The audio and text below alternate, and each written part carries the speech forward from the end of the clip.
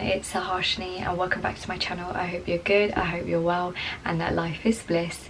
So it's been a while. It has been a long minute since I've filmed a video.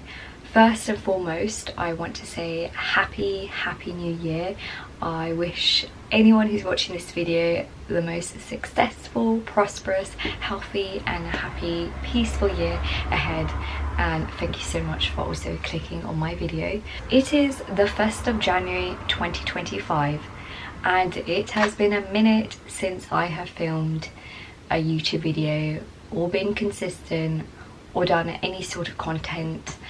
First and foremost, I got married. I'll put a photo here. I had my civil wedding done and then my Hindu ceremony in the later half of 2024, so that had kept me quite occupied, and I also felt like I just needed some space. I don't know, a little bit of lack of inspiration, motivation, and a bit lost. I didn't really have a sense of direction, but I don't want to say the two famous words of I'm back. I feel as though I'm refreshed. A new year starting fresh is always quite nice in terms of my mind, body, soul, for anyone who wants to start a new goal or kind of rehash an old one. It's always good to kind of just start fresh on the new year. So that is why I'm filming my first video on the 1st of January in 2025 after a very long time. I have just gone to temple and I'm back, so I've done all my prayers.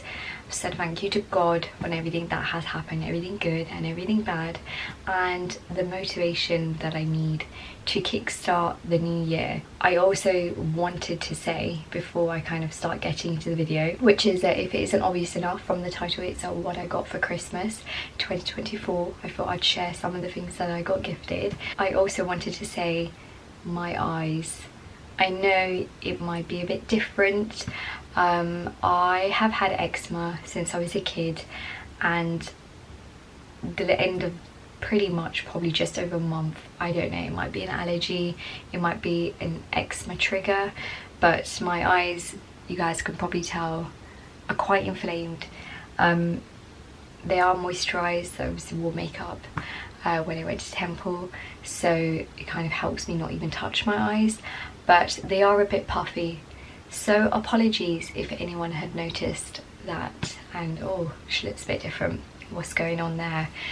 Yeah, I am well aware of my eye situation, but that is not going to stop me from filming a new video after a very long time. We're gonna not be self-conscious about it. I've volumized it so you guys are aware, and yeah, I don't feel as conscious anymore now that I've just said this is the reason why. But yeah, cheers, get a hot drink. I hope you guys enjoy this video and let's get started. The first things that I got for Christmas, that I gifted myself to start off the Christmas month, aka basically mid-November, beginning of December, was, I've actually got both these things. So the first thing I'm wearing is this sort of subtle Christmas jumper from Zara. I have worn it repetitively throughout the festive period. I just absolutely love it. I am a Christmas girly, I'm a winter baby, I love winter fashion, but for whatever reason I don't really have or own like a evident Christmas jumper. So this, I probably would say, is my first ever Christmas jumper, but because it's quite subtle, I don't know, you can't really tell if it is a Christmas jumper. It's got the sort of vibe, the pattern, but it doesn't have like an elf, a Santa, a snowman. That's kind of what I was hoping for. In the future I'll probably get another Christmas jumper or might start this as a collection, but this is a very subtle one, and pretty much for a lot of our family gatherings I have been wearing this. I absolutely love it, and it definitely is a jumper that I probably will wear throughout the year, even at home or just out and about, not just for the festive period. The next gift I got for myself is this Christmas cup, which I'm now sipping a warm tea. It is actually my first Christmas cup. I don't own a Christmas cup prior to this purchase, so I'm very, very happy that I finally got one that I felt as though, okay, I'm going to use it. It's not going to just be in the back of the kitchen shelf, and I absolutely love it. This one it's a Calf Kidston one, so I don't really have any other cups by that brand, but when I saw this, I saw it was just a classic Christmas cup. It's got all of the colours, and I really love the detail. It's quite simple and sweet, and I probably will use it even though it's not the festive period anymore and it's the beginning of the year. I still will probably use it later on in the year as well, or randomly at certain times. And I also think it's quite a nice cup to put hot chocolate and put whipped cream, marshmallows. The cream will just sit well on a cup like this, I feel. But yeah, so there will be other books to follow, but this is the one book I got for myself, and that is The Boy, the Mole, the Fox and the Horse.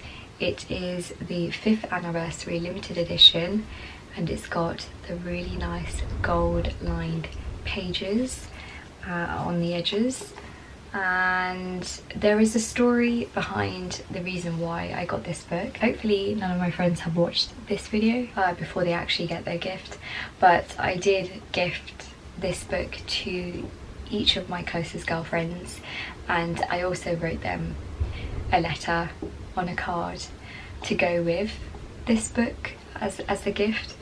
And the reason why this, I would say, is a sentimental purchase to myself but also to my close ones is because definitely throughout this year I have gravitated towards certain quotes that I didn't really realise were actually from this. You could say it's a children's book, but I also believe it's a book for adults as well. And I didn't realise the podcast that I was listening to, the random short clips, YouTube, Instagram videos where you've got someone speaking and they're quoting, and also quotes that I've randomly picked out and I've written down. I didn't realise it was actually from this book. So then sometimes when I have quotes and obviously I want to credit someone before I use it, I kept doing it quite a few times throughout the whole year, random times, and it kept coming up with, oh yeah, The Boy, the Mole, the Fox and the Horse. And I was like, why do I not have this book, or how have I not read it? And I went into Waterstones to buy a couple of books as gifts, and I saw this and I was like, I have to get it because it has resonated with me throughout this year the most, in terms of the quotes. The way that it's been presented is as if it's a children's book, but I'm very sure it is actually a book for adults or anyone of any ages, and essentially it's a sort of friendship book / finding yourself sort of storyline. And you've got 4 characters or 4 protagonists: the boy, the mole, the fox and the horse, and they go through this journey, and you could say the bigger journey is ourselves going through life, and they sort of hold conversations with each other, or questions that, very, very simple questions about life, about fear, not giving up and following your dreams, and kindness. And I just thought these quotes were so, I don't know what it was, but I really connected with quite a lot of them, especially this year. The relationship that all 4 of these characters have with each other, it's very much a close-knit circle, very much the journey of friendship and being there for one another. And these are really simple conversations. There's just such an impact when you read these sentences. You're on your own in a moment of silence, you've got your cup of tea and you just want me time, you want your own space, and it gives a lot of reflection when you read a book like this, or this very book. I saw it and I was like, yes, this is going to be one for the collection, one on my future coffee table, but also one where I wanted to gift to my closest ones, and a sort of friendship memoir. When having this reminds me of them and my friendship with them for such a long time, and even the conversations that you have with your closest friends are just random sentences in this book as well. You know, what if you fail? Or what if I don't get to where I want to be, or how can I be more kind, or what can I do to help you as a friend, or you know, support you. So yeah, this really is a special one. And so I got quite a few. Just as an example, this is what you can see. I hope it's not too bright for you guys to see. Even the artwork, the way it's just presented, oh, it's just absolutely beautiful. The illustrations are amazing. You've got an illustration here. You've got the boy is on the horse. I'm pretty sure the mole is somewhere there sketched with the boy, and then you've got the fox. And then a simple line, "What is the bravest thing you've ever said?" asked the boy. "Help," said the horse. So it's just simple lines that anyone can relate to. The first book I got gifted is Orbital by Samantha Harvey. This is the winner of 2024 Booker Prize, and normally I'm quite good at reading either nominated reads or Booker Prize awards, and generally wanting to read those types of books because I'm just always curious to see, okay, what type of writing, what type of storyline, what type of sort of themes, genres are winning these types of awards, just my own curiosity. So I'm yet to read this one, and it's about space. I don't know if it is a long journey, but I don't know, for whatever reason, but I feel as though it might just be a day, and it follows a group of astronauts and their time in space. And I feel as though, from what I have seen or read in terms of reviews, you can take quite a bit from this book, and it's not a thick read at all. It's quite a slim read, so even if you've got a weekend with no plans, from Friday to Sunday, I feel like anyone could get through this quite quick. The next book I got gifted, really excited for this one, is Intermezzo by Sally Rooney. So this, I'm excited because I am an amateur at chess. I do think I'm a decent player. I would like to rate myself, but at the same time I also know I'm not an amazing player and win every single match either. So yeah, the reason why I say chess, by the way, is, if you don't know, this relates to chess and two brothers, and I am very much excited about this. I have seen a lot of people on social media reading this, and I feel as though I've missed the point in time to read this book, but I also don't mind it because I'd like to just read it on my own, if that makes sense, without social media coming in, and really enjoy this book. I'm not sure about you, but I'm one of those where I feel like when I've got a really good book and I've already seen the hype of it, and I know it's going to be a really good read, and I'm going to just dive into the world and just be obsessed, I just feel like I need to read it at the right time. Like, I don't want to rush it, I don't want disturbances, I don't know, I just need to find the right time. And the other book that I can give you guys as an example is Babel by R.F. Kuang. I fell in love completely from the start to finish, loved that book completely, and I just read it at the right time. I didn't read it when it was hyped, I read it pretty late actually. So I'm hoping by doing the same, I'm just gonna, you know, block out the noise and really connect with the story, connect with the characters, and appreciate the book and Sally Rooney's masterpiece here. So the next book I got was James by Percival Everett, and this was shortlisted on the Booker Prize 2024. It's going to be quite interesting for me to read both and sort of compare and contrast, because they were both nominated for the same award this year, and it was Orbital that had won it. They're very different storylines, very different themes going on here, and this, I am also quite intrigued to see how the story goes. Another journey type of storyline, however this isn't up in space, it is in the sea. I just take off the dust. Oh, that's really nice. I didn't know it was a shiny binder. When I show you this, hopefully you guys know what category this is. It is Harry Potter. It is Harry Potter. I am a Potterhead for sure. I may not know every single little detail or have every single collectibles out there, but I very much love Harry Potter. I'm one of those girls who hype over Harry Potter, and I'm not ashamed of it. I feel as though it is comfort, it is just childhood memories, and I've got a lot of time and admiration for the wizarding world. This is for my dream bookshelf. My husband did very well. Chelum smashed it, and I didn't even know he was getting me this because he made it out that he was getting me another book. So when I started opening the gift, I was like, oh okay, like yeah, I already know what this is. It's a book, you've just wrapped it there. And then I saw this. I saw a little bit of the binder and I was like, wait a minute, is that what I think it is?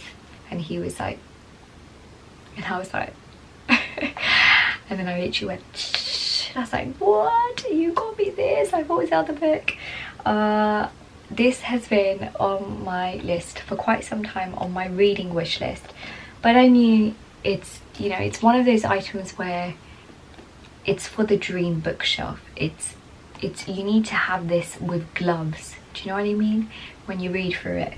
But I absolutely love it. I've already started reading the story, and it's the first one, the Philosopher's Stone, and it's just such a great fun interactive book to read of the story Harry Potter by Minna Lima, and it's absolutely beautiful. I cannot tell you how much this makes me smile.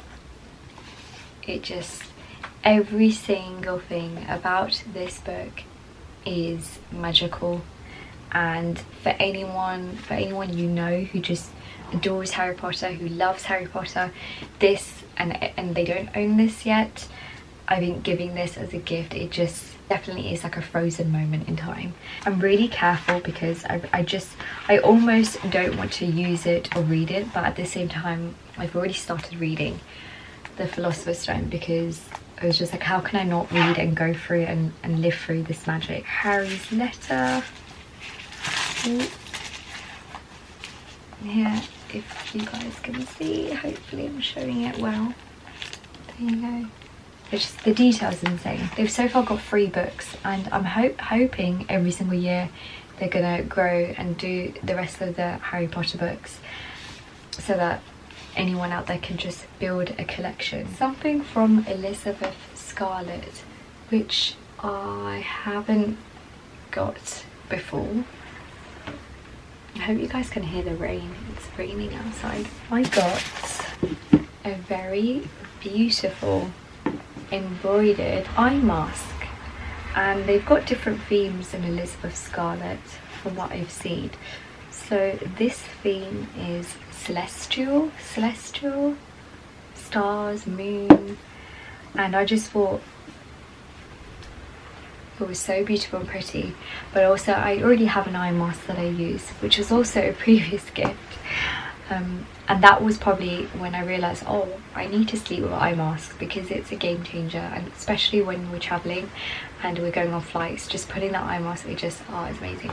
And I've used it so much where I feel like it's worn out. I've washed it and yeah, it's just not, it's now, and especially with my eyes at the moment, I'm quite scared that I don't want to put it on to irritate my eyes even more and then it being inflamed. On my wish list I had put this on, and I'm so happy and glad that I've got it so that I can start using it. It's extremely soft, very well made in terms of the embroidery, and Elizabeth Scarlett, they have so many themes. I really like stars, moons, anything sort of celestial, but I also thought it was quite fitting because it's going to sleep good night and then waking up good morning. So I really loved the whole element of the sun and the moon there. What's really nice is they come with its own bag, but it also has its own mini dust bag, and then you have a really nice box. Again, on my wish list and I really needed a bag that was not too small and not too big, that I could just have and chuck everything in when I'm out and about. And I saw this bag, I put it on my wish list because I was like, right, this is a good size bag. And I did go into Zara before a few times, and I actually tried this bag on in advance. I know they've got a brown one, and I am such a neutrals person, and going for brown bags is probably my norm. But when I saw this burgundy colour, I was like, okay, I don't really have this colour. I think it's a really nice pop of colour for an outfit, and I'm trying to get out of my comfort zone and get into the pattern of picking more non-neutral items. So when I'm putting an outfit together, I have some sort of colour. So I thought, if I couldn't do it with my outfit, if there was any way, it would be a handbag, an accessory. And I really love it. I actually used it on Boxing Day when we went to Westfield, Shepherd's Bush and Boxing Day sales, and it was really handy, and it was nice that I could just carry it like this. I could put it over and I could just pretty much chuck anything and everything I wanted. They've put an in-between zip pouch, so any important items like your purse, cards, keys that you don't really want to fall out, because the actual opening of the bag, there's no magnetic, there's no strap to hold it together. So essentially it really is a bucket. It's pretty much open, and all your really important stuff should go in there zipped up.